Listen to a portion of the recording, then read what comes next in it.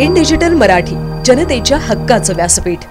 बदलापूर पालिकेच्या मालमत्ता कर विभागात कर भरणा करण्यासाठी आलेल्या नागरिकांना बसण्याची सोय नव्हती। नागरिकांना इथे तासनतास रांगेत टाळाटाळ करत उभं राहावं लागत होतं। नागरिकांची होणारी ही गैरसोय बातमीच्या माध्यमातून समोर आणली। त्यानंतर पालिका प्रशासनाने याची तात्काळ गंभीर दखल घेत कर भरणा करण्यासाठी आलेल्या नागरिकांना बसण्यासाठी बेंच उपलब्ध करून दिले आहेत। त्यामुळे नागरिकांची होणारी गैरसोय अखेर थांबली आहे।